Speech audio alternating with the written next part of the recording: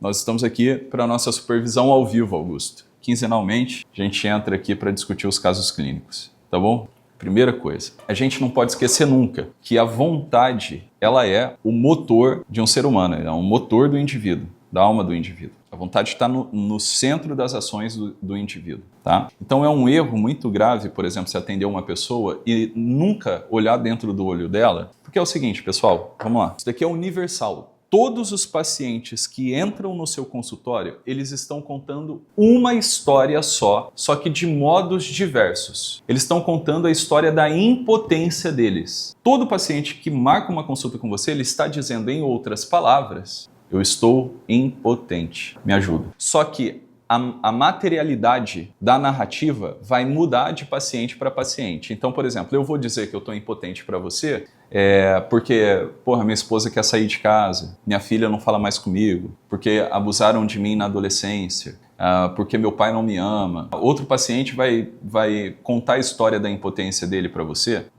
porque ele foi mandado embora do emprego, porque a namorada traiu ele, porque ele engravidou uma prostituta. Então, todas as pessoas estão dizendo a mesmíssima coisa quando elas marcam uma consulta com um psiquiatra, com um psicólogo, com um psicoterapeuta. Só que a materialidade narrativa é o que muda. A essência é a mesma. Impotência. O sujeito ele experimenta uma impotência. Essa é a forma, tá? A essência, a forma de todos os pacientes. É isso que eles estão dizendo. Então, não é tão difícil quanto parece executar a psicoterapia quando você é inteligente, porque você já sabe que todos os pacientes que entrar por aquela porta, eles vão contar a mesma história, só que de modo diferente. E por que a gente deve prestar atenção na materialidade narrativa de uma pessoa, de um paciente, se no final das contas eles estão falando da mesmíssima coisa? Porque esse é o conjunto de símbolos, de signos, de símbolos, que ele usa para expressar o que ele entende de si mesmo e da realidade. E você não vai conseguir conversar com ele com um conjunto de símbolos, fazendo uso de uma linguagem que não flerta com o conjunto de símbolos que ele utiliza para falar dele, da vida dele,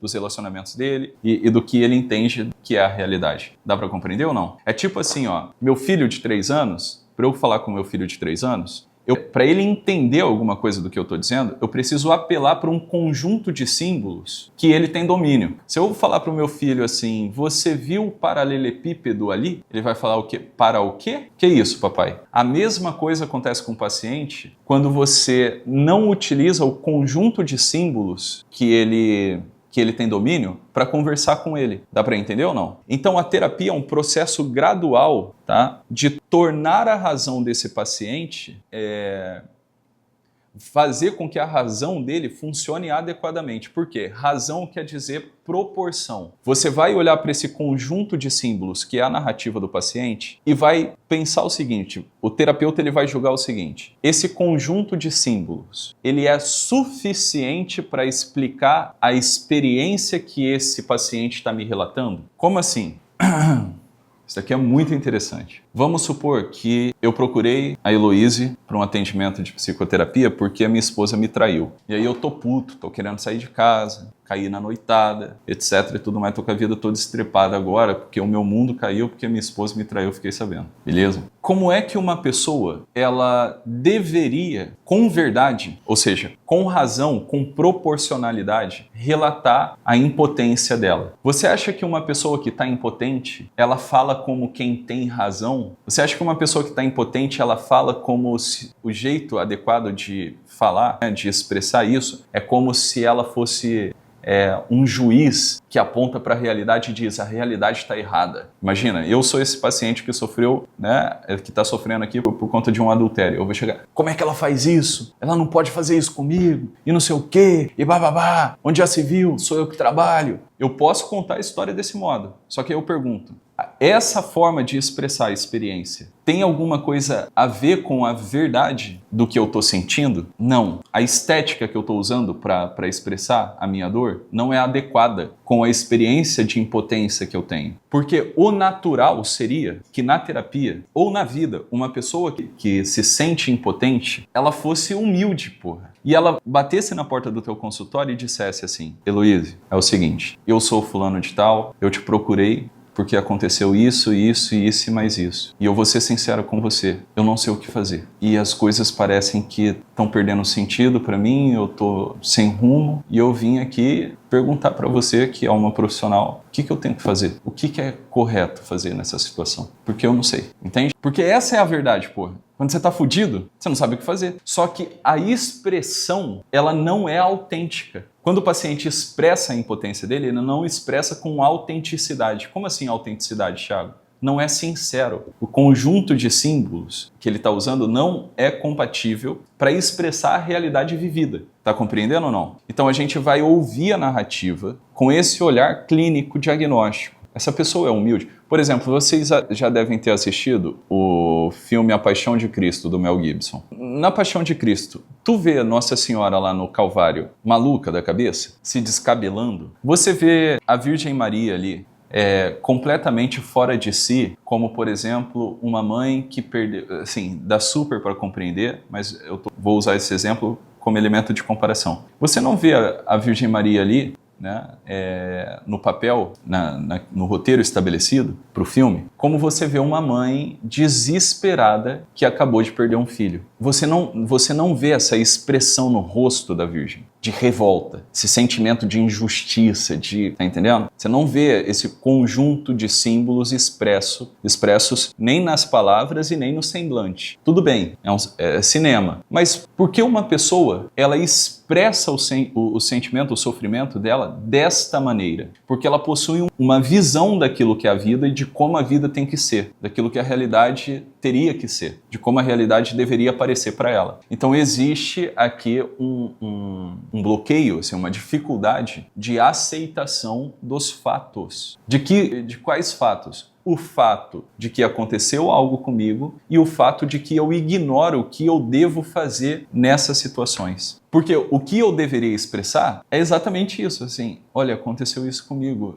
E eu não sei, bicho, o que eu faço agora? Eu vim aqui perguntar mesmo, o que eu faço? Todo paciente, ele está dizendo isso em outras palavras. Vocês conseguem compreender? Ele marca a consulta com você, só que na cabeça das pessoas, a terapia é um lugar para você ir contar seus problemas, desabafar, entendeu? Você vai lá desabafar, você vai lá só contar problema. Ninguém marca terapia para contar a história de felicidade, tá bem? Só que em outras palavras, eles estão dizendo, eu não sei o que fazer e eu vim aqui te perguntar o que fazer. O que eu devo ser? Como que eu devo agir? O que fazer nessa situação? Tá entendendo? Aí tem uma merda de um código de ética do CFP que diz, o psicólogo não pode influenciar o paciente. Aí eu, porra, a partir do momento que o paciente entra no meu consultório, ele já está sendo influenciado, pô. Ele já está sofrendo uma série de influências. A partir do momento que eu dou bom dia para o meu paciente, pronto, eu já modifiquei alguma coisa nele. Tá compreendendo? Então, o paciente, ele vem no consultório, sim, para ser influenciado. Ele está dizendo, eu não sei o que fazer. E essa é a causa do meu sofrimento, porque eu estou passando por isso, isso e isso, e eu não sei o que fazer. Só que ele não fala assim. Por quê? Porque ele é paciente, porque ele está doente, pô. Ele não enxerga direito a vida. Ele não enxerga direito a realidade. Aí a gente vai ouvir a expressão da experiência dele, através da linguagem, da narrativa que ele dá, avaliando o quanto ela se distancia ou quanto ela se aproxima de uma impressão autêntica do fato. Só que para fazer isso, o terapeuta ele tem que meditar muito, ele tem que viver 1000 vidas em uma. Porque você vai ter que imaginar você passando por uma série de situações na vida que não são as situações que você viveu na tua vida. Por isso que a literatura ajuda muito. Porque, veja, a gente não consegue viver toda a experiência de tudo que a vida humana tem para dar, né? Em uma vida só você não consegue fazer isso. Viver todos os tipos de experiências possíveis e imagináveis que um ser humano pode ter. Então, através da literatura, você vai assimilando. A literatura, ela abre para você possibilidades que a tua vivência real e concreta não abre. Então, digamos assim, é um privilégio ser terapeuta que quanto mais você atende uma pessoa, você atende um paciente, atende outro, você é obrigado a se colocar no lugar desse paciente, a viver imaginativamente o que ele viveu. Então, é um privilégio porque você vai ficando mais inteligente, mais rápido, mais sábio. Porque uma pessoa é um livro, né? Só que é um livro de de carne e osso. Tá entendendo? Só que a literatura, ela vai te ajudar nesse sentido. Você vai pegar, por exemplo, a vida de Raskolnikov. Você vai ler lá o Dostoiévski, ou algum livro do Machado de Assis, ou do Manuel Bandeira, etc. Você vai pegar algum romance lá e ler. Você vai se colocar no lugar desse personagem. Pô, e se eu fosse esse personagem aqui? E se eu estivesse passando por essa situação? E se eu estivesse passando por essa outra situação? Como é que eu enxergaria? Como é que eu sentiria? Como é que eu iria expressar? Como é que eu ia dar uma impressão autêntica? Por exemplo, vamos imaginar, esse rapaz passou por um abuso sexual. Eu não sei se vocês já imaginaram isso, mas é importante imaginar porque a nossa profissão exige que a gente viva imaginando situações. Como é que é sofrer um abuso? Como é que deve ser um homem ser abusado sexualmente? O que será que uma pessoa sente enquanto ela é ludibriada ou enquanto ela é violada sexualmente? O que ela sente? Essa é a meditação que a gente tem que fazer. Dos 4 aos 6 anos de idade, esse rapaz foi abusado sexualmente. Aí você lembra você com 4 anos, 5 anos e 6 anos de idade. E tenta construir esse cenário. Como seria viver isso? Concretamente falando. Por que eu não contaria para minha mãe esse abuso? Aí você começa a elencar possibilidades, né? Então, sei lá, o tio abusou sexualmente de mim, tá? O que me impediria de contar isso para minha mãe? Para o meu pai, porque o tio fez uma pressão na minha cabeça, porque ele falou que se minha mãe e meu pai soubessem, alguém ia morrer, porque eu tive vergonha, tá certo? Aí vai imaginando, né? Uma criança de 4, 6 anos de idade, ela não tem repertório ainda para entender o mundo. Então, a vivência traumática. O que é o trauma a nível psicológico? É uma ruptura. Quando você traumatiza o braço, você tem uma ruptura óssea, uma quebra. O que é o trauma psicológico? É uma quebra, ou seja, você sofreu uma experiência que você não consegue, você não tem repertório linguístico para traduzir aquilo. Você não tem força real para resolver aquilo que na experiência aparece para você como um problema. Então aí vem o trauma, uma ruptura, ou seja, a realidade, ela traumatizou você. Ficou um buraco no meio da tua história que você não sabe interpretar direito, você não sabe o que aconteceu direito ali. Consegue compreender? É como se fosse sua história está se transcorrendo como se fosse uma linha contínua. Aí de repente aparece um nó no meio dessa linha que você não consegue desatar. Isso é o trauma. Tá compreendendo ou não? Algum caroço ali, alguma coisa que é insolúvel. Então os traumas psicológicos, eles são de duas ordens. Você tem o trauma positivo, o trauma de ordem positiva e o trauma de ordem negativa. O trauma de ordem positiva é o seguinte: viver é ser traumatizado. A razão, ela surge do trauma, ela emerge de um trauma. Porque a realidade, ela está sempre pedindo mais do que aparentemente a gente tem para dar. Quando você sai da barriga da sua mãe no parto, você está sendo traumatizado, porra. É um trauma, é uma ruptura de um estado para o outro. Dá para entender ou não? Você não sabe pedir leite, veja que doideira. Você necessita da razão e do controle de outras pessoas para sobreviver. Se você não tem um pai e uma mãe, se você nasceu e jogaram você na calçada, você tá fudido, você vai morrer. O bebezinho morre.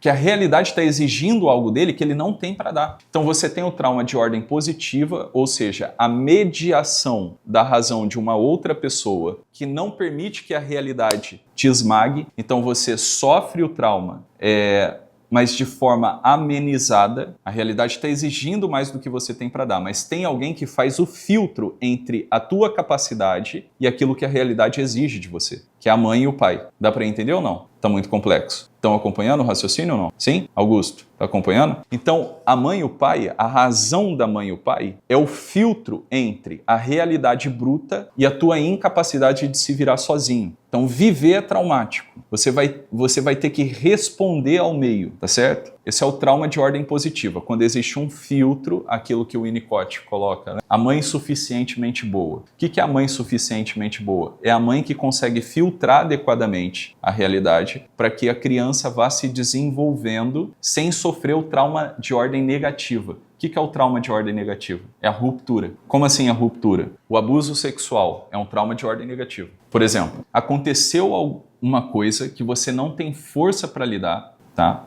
E você também não consegue entender a parada. E não tem ninguém também ali para fazer esse filtro para te ajudar a compreender. Então você experimenta uma dor, você experimenta a impotência real da vida humana. Consegue compreender? A completa solidão, o estado de impotência, que é análogo à experiência da morte. Porque diante da morte não tem o que fazer, porra. Tu vai morrer, pronto, acabou. Não há nada que você possa fazer para se livrar da morte. Então, todo trauma de ordem negativa faz o sujeito ter uma experiência da antessala da morte, aquilo que ele vai experimentar inevitavelmente no final da vida dele. Um estado de impotência. Tá entendendo porque isso regaça interiormente com uma pessoa? Mas vejamos, se o sujeito não morreu nessa experiência, ele pelo menos teve um abalo sísmico na estrutura egóica dele, na narrativa dele para a vida. Ele estava contando a história ali do que estava acontecendo com ele, conforme ele podia. De repente surge um fato que ele não consegue codificar em palavras, que o faz sofrer, que o aterroriza, tá certo? E que ele também não tem ferramenta para entender o que está acontecendo. Então beleza, ele não morreu, mas ele não tem um conjunto de símbolos adequados para expressar o que aconteceu. Então ele vive a experiência de forma afetiva. É uma experiência muito forte, uma experiência afetiva muito forte, de revolta, que é difícil encontrar até palavras, entende? Ele não consegue colocar em palavra o sofrimento dele por ter sido abusado, porque não dá mesmo. A nível racional, ele não consegue chegar. Então por isso que quando você pede para uma pessoa dentro do consultório, olha, me conta, como foi? Eu tô aqui, eu quero te ouvir. Aqui você tá seguro, aqui você pode falar. Como foi para você passar por essa experiência? Você vai ver que como o paciente ele responde num choro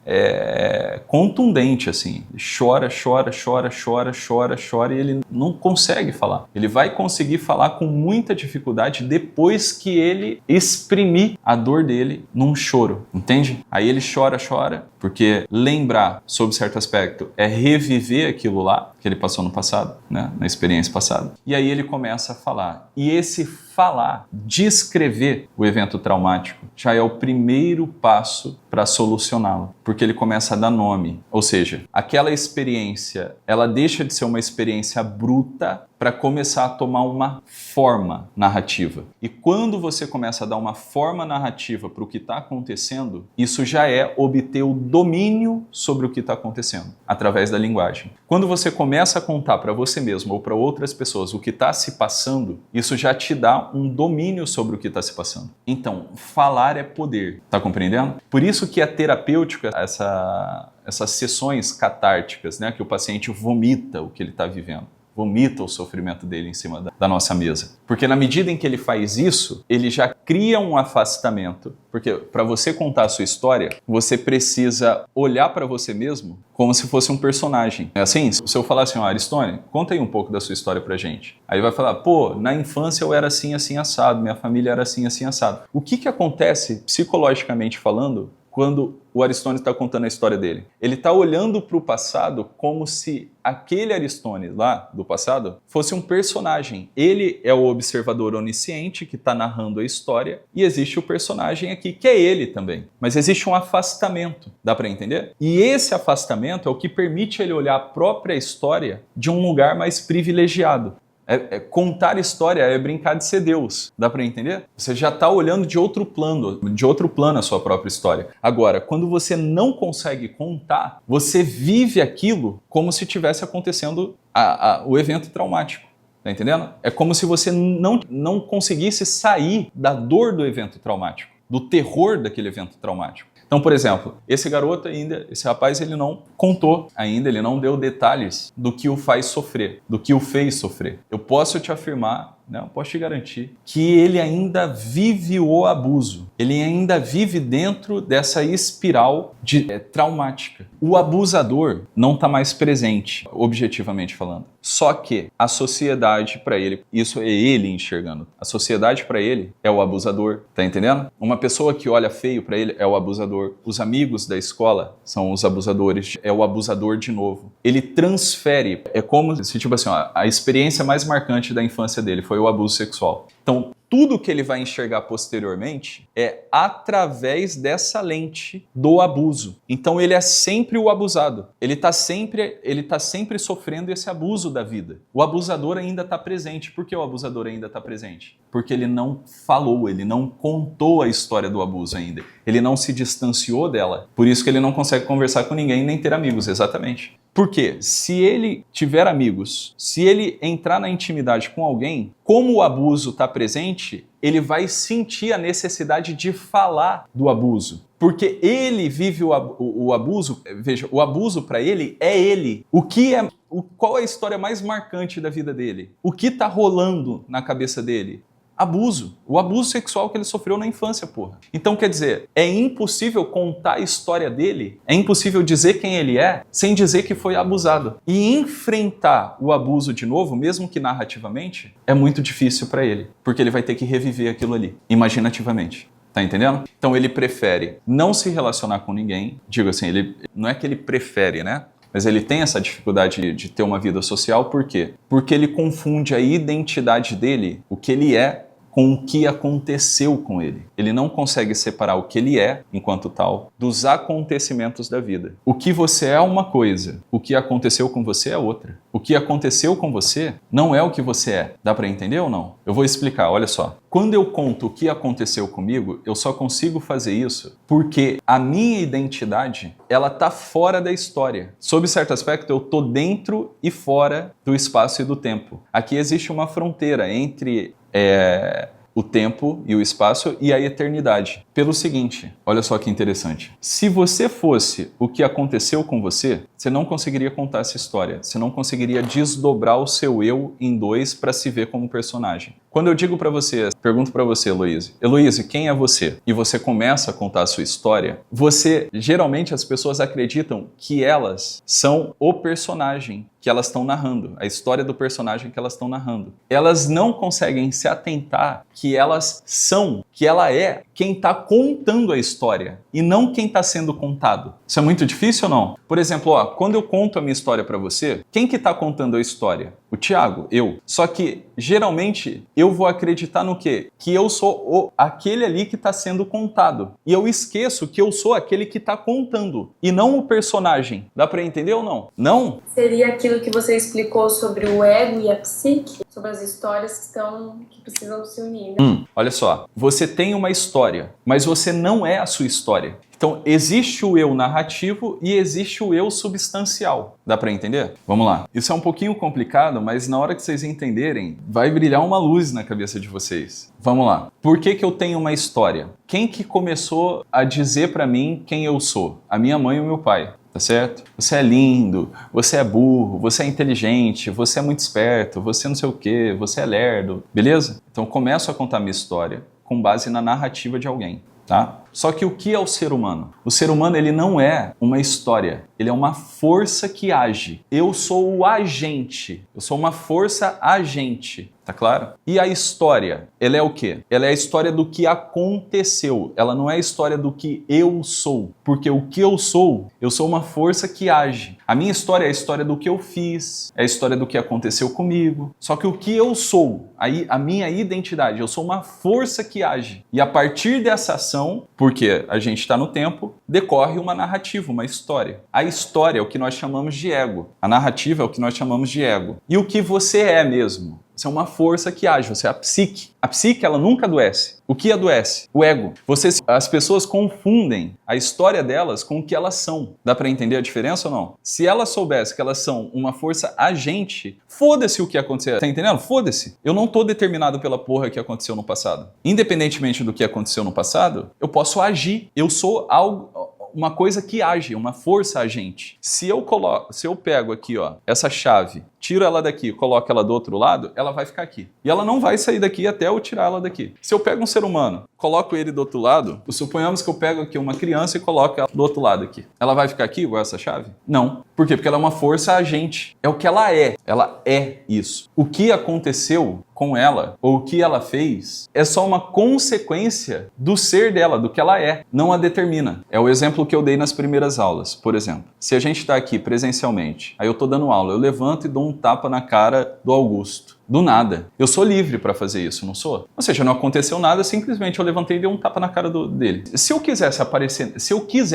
vamos lá, quero fazer uma coisa assim, nonsense, sem sentido, total. Eu apareço aqui hoje para dar supervisão vestido de Carmen Miranda, com turbante na cabeça, sacou? Aí vocês vão olhar e vão falar assim, ué, por que o Thiago tá fazendo isso? Vocês vão perguntar, por que você tá fazendo isso? Ah, porque eu quis. Isso é possível, não é? Para uma pessoa? Não é possível uma pessoa fazer coisas sem uma razão antecedente e sem uma razão procedente? Assim, simplesmente eu posso fazer isso porque eu quero, sem sentido nenhum, com o passado e com o futuro. Simplesmente eu botei na cabeça que hoje eu quero sair vestido de mulher na rua. Uma pessoa pode ou não pode fazer isso? Pode, não pode? Aí a maioria das pessoas vão olhar e vão falar assim, porra, é maluco. Não, essa pessoa ela pode fazer isso, ela pode não ser maluca, ela simplesmente está agindo como ela quer. É claro que isso vai ferir o código de conduta social, porque ninguém espera isso. Mas uma pessoa ela pode fazer isso. E ela pode fazer isso em pleno uso das faculdades mentais dela, sem estar doida, sem estar esquizofrênica, sem estar bipolar, sem nada. Vocês conseguem entender ou não? Teu marido tá te xingando, tá bravo, não sei o quê. Você olha pra ele e ri. Simplesmente porque você quer, você sorri. Você vai lá e abraça ele porque você quer. Não tem nada a ver esse ato seu com o que tá acontecendo, mas você pode fazer isso, se você quiser. Você pode agir sem estímulo do meio, porra. Digo, sem nexo causal. O que causou eu aparecer de Carmen Miranda aqui? Qual foi a causa de eu aparecer de Carmen Miranda aqui? O meu próprio ser. Eu sou um ser que age, então posso escolher aparecer de Carmen Miranda aqui. De Vera Verão, entendeu? Ninguém vai entender nada, mas também não precisa entender. É isso aí que o Orion colocou, ó. Ele é o autor e não o personagem. E é isso que as pessoas, elas perdem de vista. Eu sou o autor e não o personagem. Eu sou aquele que tá olhando a minha história de cima e não o personagem. Então, se eu quiser esquecer aquelas porras que aconteceram na minha infância, eu simplesmente esqueço, porra. Esquecer, digo, assim,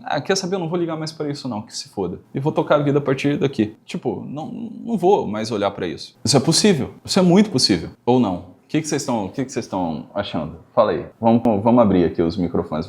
Eu gostaria que vocês interagissem, senão eu fico aqui falando sozinho, não sei se vocês estão entendendo. Faz sentido? Não faz sentido? Parece muito louco isso. Vocês acham que eu tô maluco? Como é que é? Vocês já tinham pensado nisso alguma vez na vida? Como que é? Fala aí, Aristão. Eu acho muito massa quando a gente traz essa perspectiva do autor e do personagem, porque aqui na especialização em psiquiatria, a gente estudou o transtorno do estresse pós-traumático, tu não assume um papel de algo no final das contas, tu só é visto como a vítima ali, praticamente vai morrer a vítima. Tipo assim, tu não tem a opção de transpor isso se não seja por um antidepressivo, os meios biológicos, bioquímicos, e aí tu chega e traz toda uma narrativa lógica assim, falando, ó, é possível simplesmente virar e esquecer, mas tipo, não, peraí, e agora em diante dá pra fazer diferente. O que eu consigo fazer aqui no mundo e tal? Então eu acho muito legal isso aí. Sim. Eu acho que faz tudo. A gente pode agir sem coerência lógica. E é só por isso que uma pessoa pode se curar, pô. Porque ela não está determinada. Porque ela não é o efeito. Ela é a causa. Ela é uma causa. Toda a psicologia moderna, toda a psiquiatria moderna olha para o sujeito como efeito de causas ambientes. Nenhuma linha teórica de psicologia moderna, nem da psiquiatria, olha para o sujeito como autor, como causa. O ser humano ele é uma causa agente. A neurociência olha para uma pessoa como um efeito, enquanto o ser humano é uma causa. Ele é um ser causal. A comportamental é a única que eu percebi que não coloca como papel de vítima 100%, né? Mas ele coloca como uma causa do ambiente em si. Não, a psicologia comportamentalista, ela olha o sujeito como efeito. Do ambiente, né? É efeito do ambiente. Você é o que você é porque o ambiente te determinou. Selecionou. Te selecionou, exatamente. Você age assim ou age assado porque você passou por isso, isso e isso na sua vida e você não poderia agir de outro modo. Uhum. Você age como você age porque é assim que tinha que ser. Porque tudo que aconteceu na sua vida te levou a ser assim. Então, não há diferença para a psicologia neurocientífica e comportamentalista entre um ser humano e um cachorro, entendeu? Esse é o problema. Só o ser humano é capaz de dizer sim e de dizer não. Nenhum outro ente, nenhum outro ser é capaz de dizer sim e de dizer não. Só para o ser humano existe a dúvida. Isso isso daqui é a prova de que nós somos livres. Você pode agir em discordância com o meio. Obviamente, você não pode agir independente do meio no sentido assim, sem relação com o meio. Tá entendendo? Porque aí tu cai no nada. Dá pra entender? Você sempre vai agir em relação. A psique, ela existe em relação. A alma existe em relação. Ela não existe independente do meio. No sentido assim, se eu quiser, eu saio da existência. Não, você existe com todas as outras coisas que existem, porra. Só que elas não te determinam. Elas não determinam a sua escolha. Você pode escolher A, B, C, D, E. Só que você não pode escolher não ser. Dá pra compreender ou não? Esse é o problema dos neurocientistas. Porque eles acham que ser livre é cair no não ser. Ser livre seria viver sem relação com nada.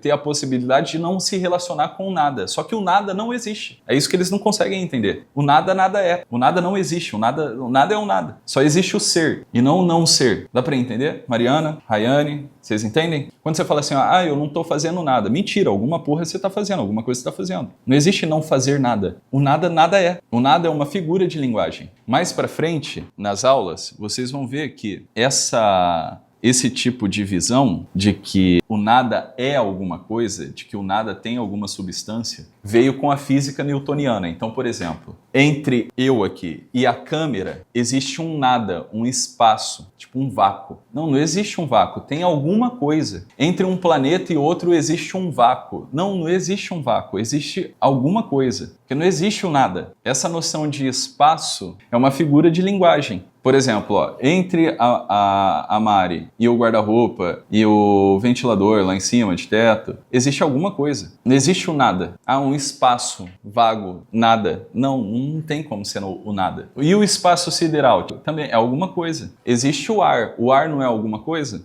Pois é, então tem alguma coisa. Não existe o vácuo, o nada. Só que na cabeça das pessoas o nada é alguma coisa. Pra vocês verem que doideira. Então ser livre para os neurocientistas é você poder escolher o nada, o não ser, entendeu? Igual aquele do Wesley de la Bobagem lá, o maluquinho do RD. O que você mais gostaria, me mandaram hoje, né? O que você mais gostaria de saber? Onde está o livre-arbítrio no cérebro? Meu filho, é mais fácil procurar no seu cu essa porra, cara. Você não vai achar livre-arbítrio no cérebro, cara. Não tem. Você nem sabe se você tem cérebro, porra. Tá entendendo? Você vive no mundo da linguagem, não no mundo das coisas reais, concretas. Você nunca viu o seu cérebro, porra. Você nunca viu uma dopamina na vida. Você nunca viu um neurotransmissor, porra. Você não vê neurotransmissor. Você não sabe se o neurotransmissor age exatamente daquele modo. Você viu isso através de um exame de neuroimagem. Você não viu isso ao olho nu. Você viu através de algum instrumento. E o instrumento causa uma modificação, porra. Tá entendendo? O instrumento científico, né? Qualquer tipo de instrumento. Quando você vai fazer um exame de neuroimagem, tá?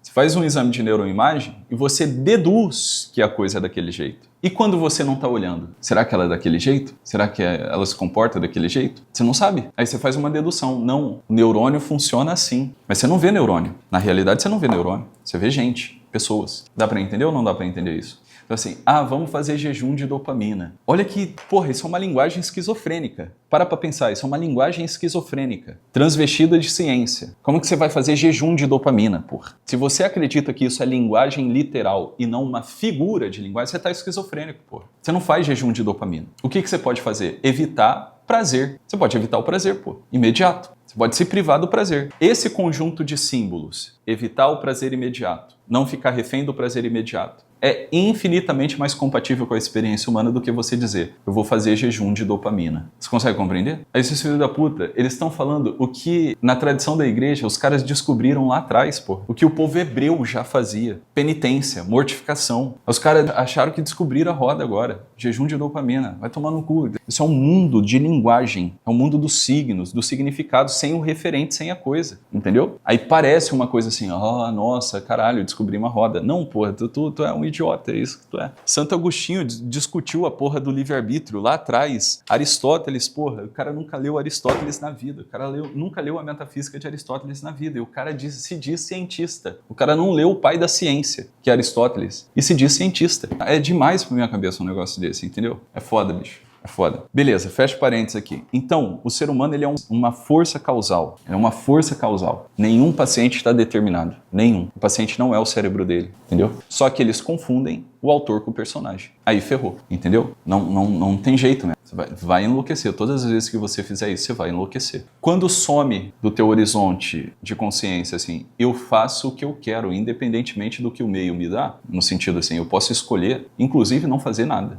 assim, não responder. Quando você perde de vista isso, tu tá doido, porra. É isso que acontece na neurose. Tipo assim, aconteceu alguma coisa na minha vida. O carro quebrou.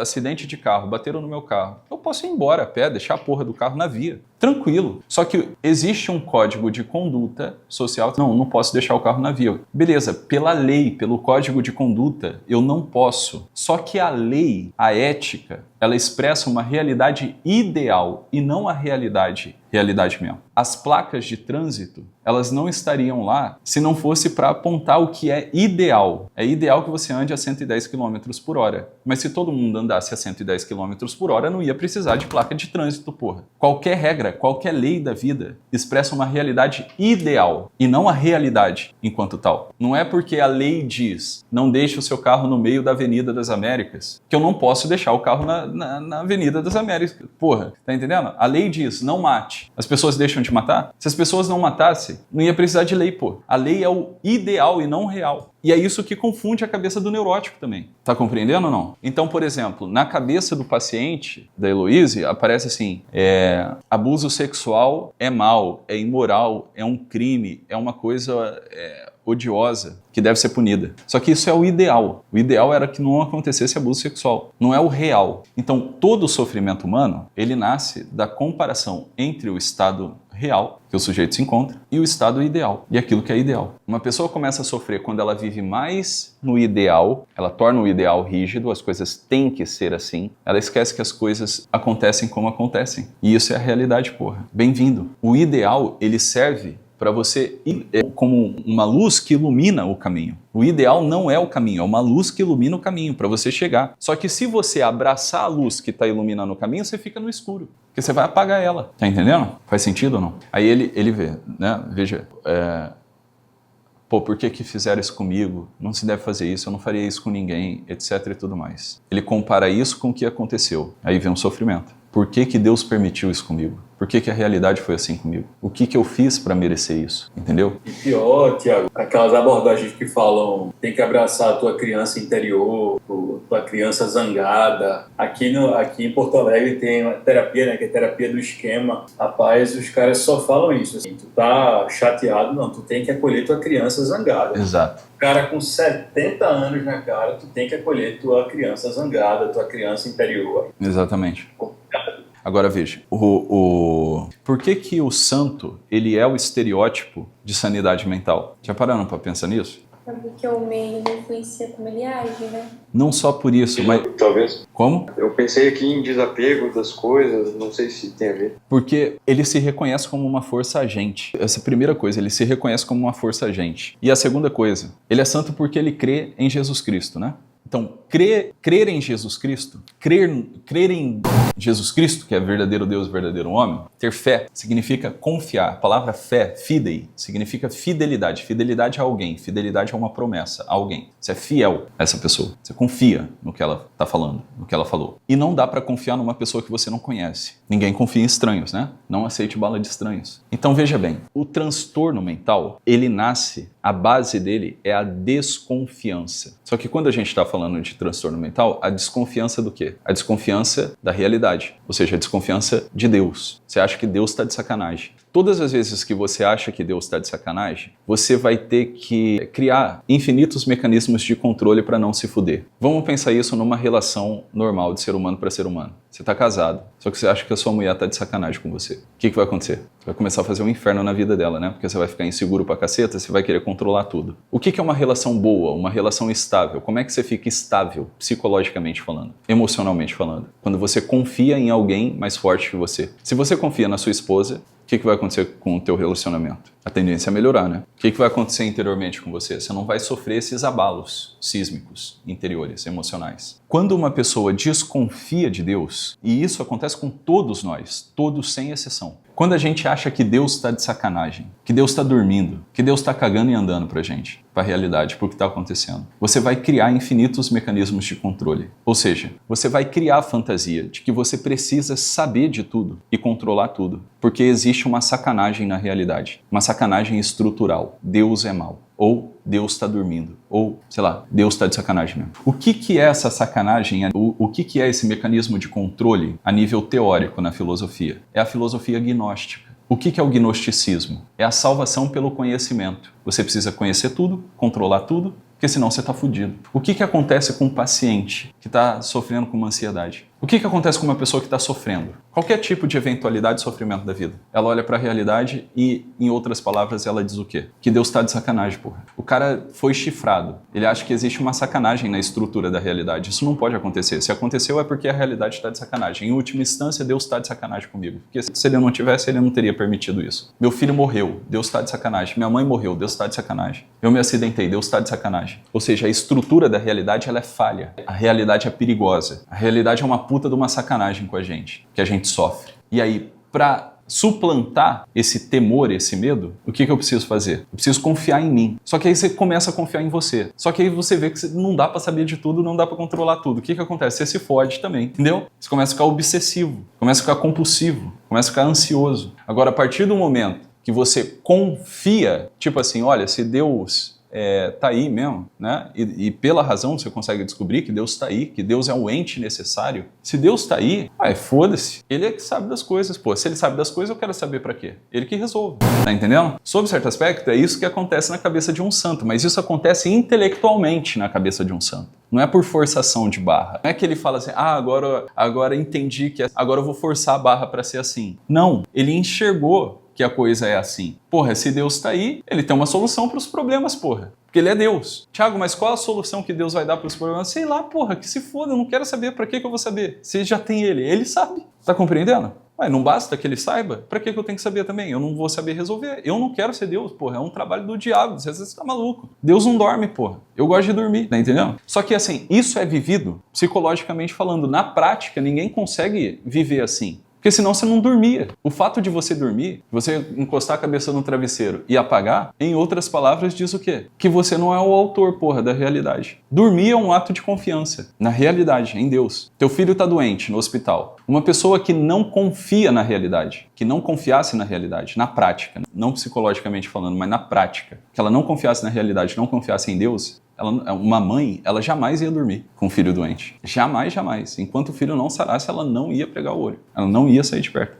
E é assim que acontece na prática. Uma pessoa que não confiasse na estrutura da realidade, que não confiasse em Deus em última instância, ela ia fazer justiça com as próprias mãos. E é assim que as pessoas fazem? Algumas. Só que numa ocasião esporádica. Uma pessoa que não confiasse na realidade, que não confiasse na estrutura da realidade, mesmo que ela decidisse fazer justiça com as próprias mãos, ela só ia conseguir... Veja que doideira. Ela só ia conseguir tomar essa decisão de fazer justiça com as próprias mãos, porque ela conta com possibilidades. Ela conta com a possibilidade que ela vai pegar a pistola aqui, vai sair da casa dela, vai chegar em vida na casa do adversário, do inimigo dela, para atirar. Ou seja, se ela conta com possibilidades, ela crê na estrutura da realidade, ela crê que a estrutura da realidade é benéfica, favorece ela sob certo aspecto. Não é assim? Porque se ela não cresce em nada da realidade, que a realidade é um território seguro, ela não conseguiria contar com possibilidades. Então, quer dizer, esse teatro, ele é vivido racionalmente, intelectualmente, psicologicamente. Mas na prática ninguém vive assim. Então, o sofrimento é um descolamento da realidade, uma revolta. Em última instância, o que é o sofrimento? O sofrimento é a revolta contra a realidade, a estrutura do real. Entendeu? Faz sentido ou não?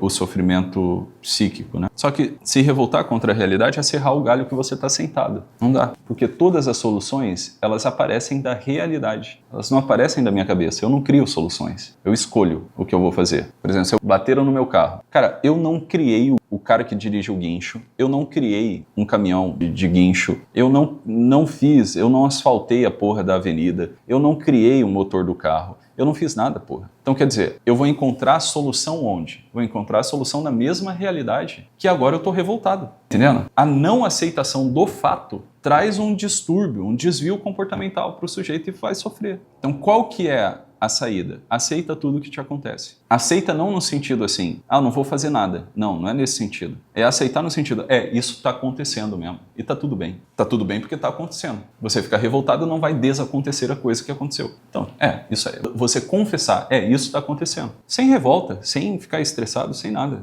Isso está acontecendo. Bati o carro. Tô doente. Caramba, agora não vai dar para trabalhar. Caramba, agora eu tô sem dinheiro. Aí beleza. É isso? Tá, e o que eu posso fazer em relação a isso? Ah, eu posso fazer isso, mas isso eu posso não fazer nada, eu posso ficar aqui. Pronto, isso resolve todos os problemas da vida. Consegue compreender? Porque é assim. Então veja, na prática, fui longe demais, né? Vamos voltar aqui para o caso específico. A volta que a gente dá para entender o que acontece na cabeça de uma pessoa.